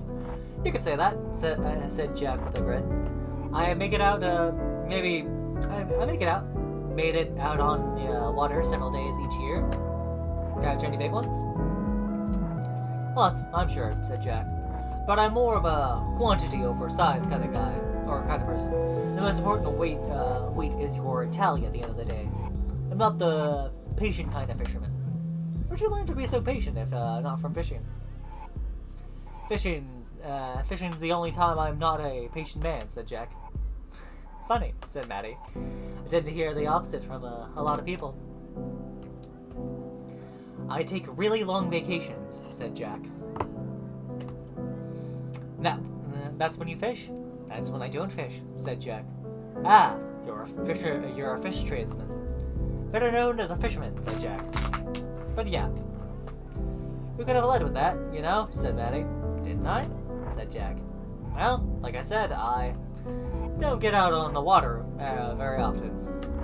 And yet it's your profession, said Maddie. I didn't think that would mean you more days on the water. Such is life in Alaska, he said. Fishing season gets shorter every year. Ah, of course, said Maddie. Halibut are seasonal. You can only catch them when they migrate, is that it? It's the kind of business you only open a few days out of the year, thanks to Mother Nature. Thanks to the government, said Jack. In 1970, halibut season was 150 days long. Then, shortened to 100 days. You only work 100 days out of the year? No, ma'am, said Jack. 100-day halibut season was before my time. By the time I found myself on that side of the Pacific, they were down to fishing.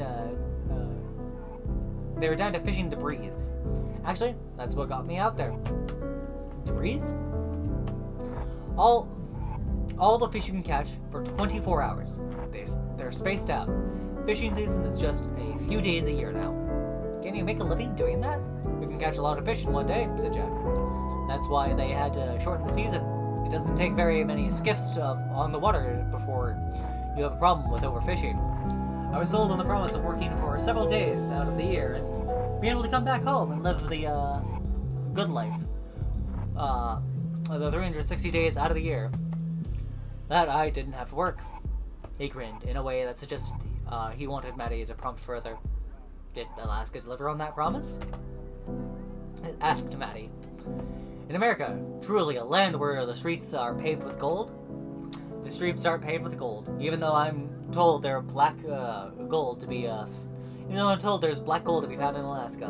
But yes, Alaska did deliver what was promised. I worked several debris a year, and I made enough to live pretty well. I just skipped the part where I was supposed to come back home. What's the matter? Said Maddie. Didn't want to come back, didn't want to sail back to Australia? Melbourne is in Australia. Right. Afraid of getting seasick? No, ma'am, said Jack, apparently missing her joke. You met someone who convinced you to stay. A few someones, said Jack.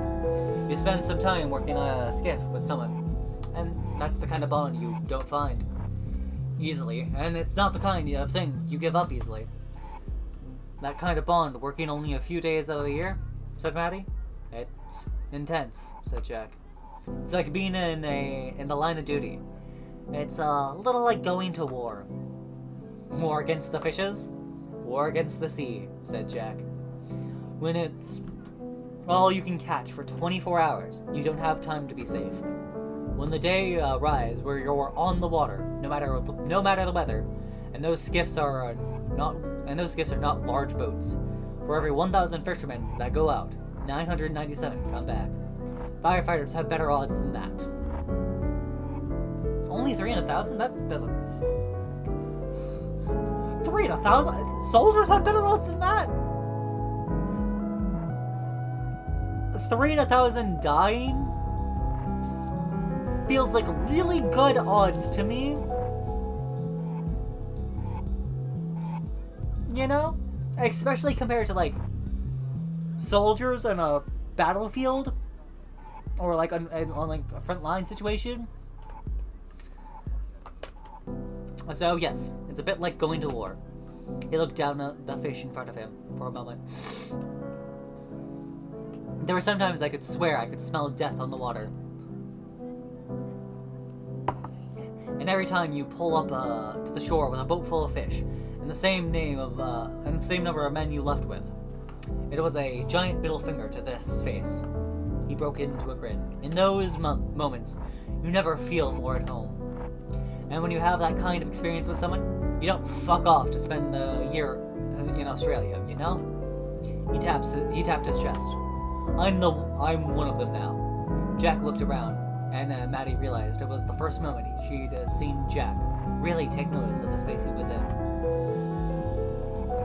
His eyes squinted as they scanned the shelves behind her, and the same people at the tables around him. But I ended up here. I think I always knew I would be here, sooner or later. Oh, is that the end of it? Seems so.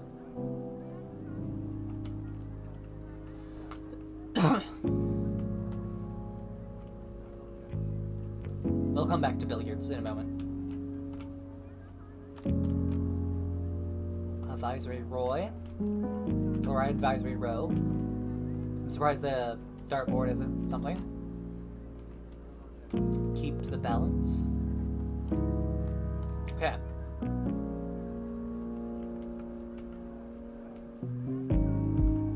Wait, how do I continue? Ah. Maddie's inbox? Delicate. Why are there so many? Ah!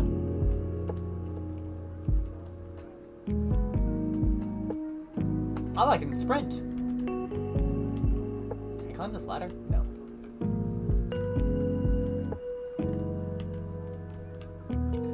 I guess we'll read Billiards 1. Brad took a sip from his beer. It was non-alcoholic, but there was something about the dry aftertaste that kept him frosty. He leaned over the table and lined up his next shot. He eyed the problematic 9-ball in the upper right corner. He had a low percentage shot on it if he elected to bank it in. But he had 2 other strips in the lower left to set it up. If he had an audience, he'd go for the bank shot for sure. He liked the chance to shine. But today, there was no one to impress. No audience for flashy low percentage shots. He took the shot on the 11 and 12, and 3 shots later sunk the 9. An easy shot on the 8 sealed the deal. Brad scanned the table. 4 solid balls remained. A dismal performance on his part. Or a stellar performance on the part of the Stripes player. That was the problem with playing against yourself. You always won, but you always lost, too. Brad chugged the remainder of his beer and added it to his collection of empties, which now stood 5 bottles strong. He took a moment to survey the room. His table was the only one of the 4 that was in use. That didn't come as any surprise to him. It was early in the evening, and he had grown accustomed to spending time alone in this room. He knew when he could come here to be alone, and when the other sharks showed up. Brad grabbed the triangle. God, this is really running my throat. I do not talk this much ever. Brad grabbed the triangle. It was looped around his collection of beer bottles, and to set the balls in order for another round. Someone came up the stairs, and Brad looked up briefly, long enough to see a woman who he recognized as the dour-faced barkeeper who had served him the beers and that kept him company for the past hour or 2. Several steps behind the woman, he saw an older-looking man. The man stopped in front of the table, opposite Brad, and began chalking up his cue. Brad directed his attention to the man. He usually offered the people a game when they came up, but the man seemed prepared to keep it to himself. So Brad said nothing and tried to focus on his own table. He set up to break it, and the old man coughed as he shot. He hit the cue ball with just a fraction of a degree off. It bounced off the rack into one of the side pockets, as the rest of the balls jostled around the table. Stink. Brad didn't swear when playing pool. His earliest experience with competitive billiards had been in an environment that forbade obscenities and issued foul penalties when every time he let out an involuntary shit or fuck. He'd had to find cleaner substitutes. Break came the sound from the old man's table. 2, 3, 4. Brad put down his break cue and picked up the leather-tipped cue that was leaning against the table. 5. 6. Brad chalked his cue, trying to avoid the tilt from his bad break. 7, 8. He lined up the shot and realized that the man was already fishing his balls out of the pockets and collecting them in the triangle. Brad did a double take. Had the man sunk 8 balls after 8 strokes after 8 strokes, including break? Brad continued playing his own table, but kept an eye on the older man this time. It happened again. Break. 2, 3, 4, 5, 6, 7, 8. A perfect clean sweep. As the old man began clearing the table, Brad walked over. "Excuse me," he said, "but I couldn't help but notice you just did 2 perfect games. What's that?" The man turned to Brad, squinting at him. Brad repeated himself, a bit louder this time. "I was just complimenting you on the 2 perfect games. Impressive stuff." The man heaves his shoulders. "Sometimes you get a bit of luck on your tab." "Still," said Brad, you don't see novices hitting 2 consecutive perfect games." The man offered another ineffectual shrug. "Do you want to play a game?" Brad says, "Oh, do you want to play a game?" Brad gestured to his own table, which was already set up. Most of the people who come around here tend to be novices. Have an itching for a bit of competition. Brad paused, but the man said nothing. Of course, if you prefer to play your own table, I don't mind. I don't mean to intrude." "We can play," said the man. "Though if I can shoot a perfect a 3rd time, you won't get to." "I'd be impressed if you could pull that off," said Brad. The old man racked the balls and stepped away from the table to let Brad break. Brad leaned over the table and took several practice strokes before finally connecting with the cue ball. The break was weaker than he had expected, but he managed to sink 1 ball. He looked at the table, annoyed, and realized he hadn't bothered to check if the rack was frozen before he broke. His next shot was straight into the middle pocket. He briefly visualized the trajectory of the cue ball in his mind. It would easily knock the 6 ball in, then bounce toward the front of the table. Brad wasn't confident of where exactly the ball would stop, but he was confident he'd be able to do something with it. He took the shot, and the 6 ball went in. Solids. After the cue ball settled, found himself with no good options. Brad smiled. Making something out of nothing was his specialty. After a few moments of eyeing different angles, he settled on a shot toward one of the bottom pockets. A striped ball was in the way, so Brad hit the cue ball several degrees to the side, curving its trajectory around the enemy's ball. It hit the solid 3 ball, and the shot was made. Brad looked at the man, hoping for some kind of reaction. The man's mouth remained a flat line, but his eyebrows arched. If anything, the man's lack of obvious expression struck him as a deliberate attempt to not show any response. That he had managed to get a slight rise out of the old man felt like sweet victory. Brad made his next shot quickly, an easy straight and shot, and the 2 ball, made without thinking about where the cue ball would land. That was the problem for future Brad. But several seconds later, present Brad found himself scolding past Brad for putting him in such a foul position. He was corner hooked, with the cue ball tracked next to the corner pocket. The only angle available to Brad existed in a 60-degree arc. He surveyed his limited options and breathed a sigh of relief as a relatively straightforward bank shot presented itself. It was an awkward angle, but he knew he could coax the 3 ball into the opposite corner pocket. He took the shot, watching as the 3 ball rolled compliantly into its designated pocket. Unfortunately, the cue ball went with it, ending Brad's turn and placing the ball in the man's possession. Ah, stink! The Brad could have sworn the man winked at him as he several Brads in between. The man eventually gave up and settled for a defensive shot that put the cue ball behind the 8. Now that the tables were turned, Brad was the one cut off from his balls. He lived for shots like this. He took the shot. The cue ball hit the 8, and the 8 ball hit 1, and the 1 hit the 7, bouncing it against the front of the table and into one of the side pockets. Brad couldn't help but smile. Things couldn't have gone better, even if he'd planned them. Instinct and muscle memory did what his calculating mind couldn't. Now that the table was conveniently free of stripped balls, Brad had no trouble sinking the remaining consecutive shots he needed to close out the game, and Brad lined up the final shot on the 8 ball. He studied the old guy. If the man was reacting, he couldn't tell. Brad closed his eyes as he completed the final stroke, as he always did. He wasn't really religious.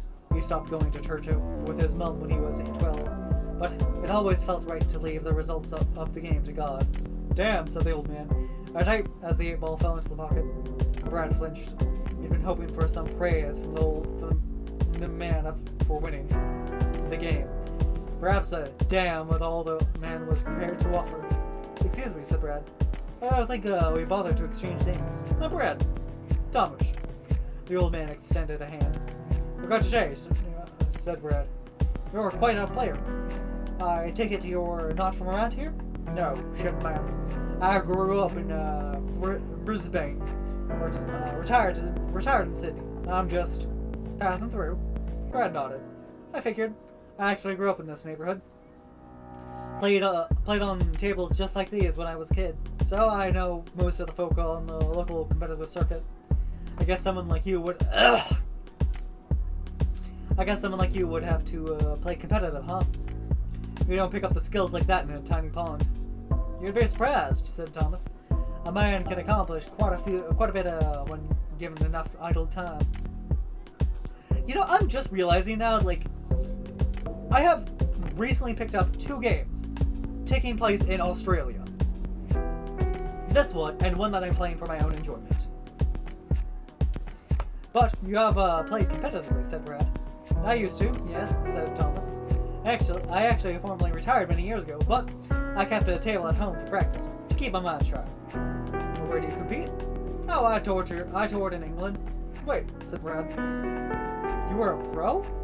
A pro makes a salary, said Thomas. Well, enough to cover my travel expenses and to make up for the time I spent not working a real job. Brad couldn't hide his excitement. Wait, you said England. Did you ever play in the World Champions or in the World Billiards Championship? Yep, said the old man. I played the WBC for a few years, but eventually I decided the title was a summit I'd never reach. So I quit. Wait, said Brad again. You said your name was Thomas. Are you Thomas Walsh? Indeed I am, said Thomas. You're a legend! I think you might be overstating it, said Thomas. Even when I was at my prime, I wasn't the best. Results speak for themselves. Nah, fuck that, said Brad. You were a finalist for 6 years running. Nobody's ever been that consistent. Even the best pros who managed to run a hot burns out of... Even most pros who managed to run hot burn out after more than 2 or 3 years. Thomas sipped his beer. I spent hundreds of hours watching your videos, said Brad. I didn't realize there were videos of me, said Thomas. I have tapes from the finals from 1967 and 1968, said Brad. They didn't record them before that, but your last 2 years got recorded for posterity. They're kind of rarities at this point, but I had a coach who had a vault of old footage. Coach? Thomas arched his eyebrow. Yeah, said Brad. You didn't have a coach? Thomas shook his head. We mostly just taught ourselves and each other. Sometimes you got to practice with people better than you, but that was it. Nope, I mostly taught myself, said Brad. But after I started winning some regionals, I joined a team so that I could get sponsored and have a group to train with. Interesting. Brad waited for Thomas to question further, but no questions came. So he decided to continue without an invitation. I won the WBC in 2012. No luck since then, I take it, said Thomas. Brad stammered, yeah, he laughed awkwardly. I've never been a consistent player. Not like you, anyway. He offered a sheepish grin. My mom had an album full of article clippings talking about me like I was some kind of prodigy. Next big thing. Now it feels like I'll forever be a footnote in history. Brad waited for the words for affirmation to come from his hero. Thomas just took another drink from his glass, finishing it off before setting it down next to Brad's empty bottles. Said Brad, feeling foolish. Can I get you a drink in exchange for another game? It'd be a real pleasure. Sure, said Thomas. Give me a Guinness. Actually, make it 2.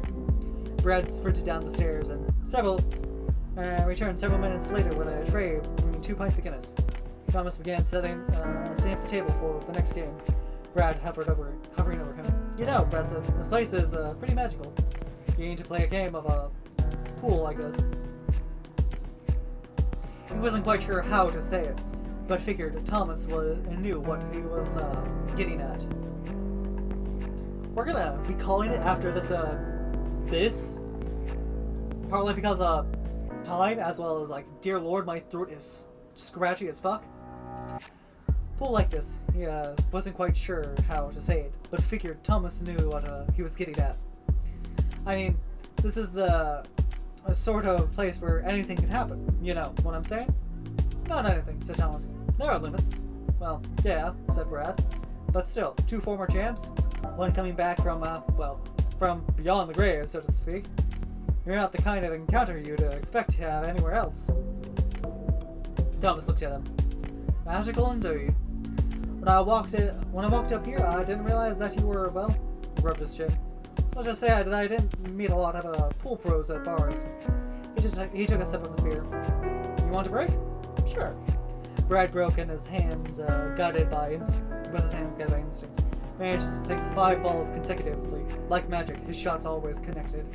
Some people might buckle under pressure, but Brad's performance always seemed to rise to the occasion. With just 2 striped balls left, Brad knew he was on a streak. But as he lined up his next shot, he took a moment to consider the position of the 8-ball. It was nestled in an awkward position behind Thomas's balls, but if he could clear a path of it to it while sinking the last stripe, Brad could at the sea of balls. Brad looked at the sea of balls and knew there was no way for him to mentally calculate every vector, but instinct had gotten him this far, and he wasn't about to stop listening to it now. Brad took the shot, and the cue ball knocked the last striped ball into the corner pocket. Then the cue ball bounced off the table, back towards Thomas's cluster of balls. Brad grinned in elation as the cue ball hit a solid, which hit another, and another, in a chain reaction that sent 8 balls heading right towards the corner. It sent the 8 ball heading right towards the corner, just like he wanted. It was headed right towards the corner. Where there was no balls to intercept it, it was headed right towards the corner, into the pocket. He stopped grinning. Brad knew, with a growing dread, that the friction of the cloth wouldn't be enough to stop the ball in time. He watched with the impending disaster happen in slow motion, powerless to stop it. The game had been going so well. He'd been about to hit a perfect game in front of his childhood hero, and now he was going to lose it in the most inglorious way imaginable. An accidental, illegal combination shot. No! No! Brad closed his eyes, but not even God could help him now. He didn't need to see it. The sound of the ball plunking into the pocket was enough. He'd lost the game. Brad, no. Oh, that's the end of that. God. I play pool in VR chat every now and again, and it sucks, but it's so funny whenever that happens. Yeah, yes, dry, that aftertaste, frosty, kept. Ugh. God, I'm actually a little lightheaded after that. And to think, there's 3 more things around this area? Plus whatever comes after all that. I'm thinking that's probably the next, thing? Yeesh. Oh, what's back here? It's a door. Anyway, I thank you all for coming by and checking out this interesting ass game with me. We'll be picking it up again next week. I am kind of regretting it, to be honest. Not because of this, I'm disliking the game, but dear Lord, is my throat sore after all that talking and reading. I'm probably gonna be quiet for the rest of the day, to be honest. Anyway, you should check out YouTube. I try to upload my videos up there. You should check out Twitch. You're actively on it. Go say hi to somebody else or something, I don't know. Or just close the app. It's your internet, it's your computer. Do what you want. We also have a Discord. It's only really used for getting updates on when I go live. Or when my videos go up on YouTube. Anyway.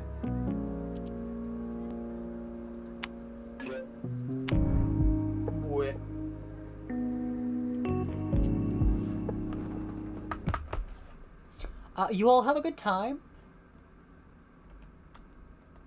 Have a good day, a good evening. Oh, got one for Twitch. Oh. I have Wos Lab. Interesting. I might actually check that out.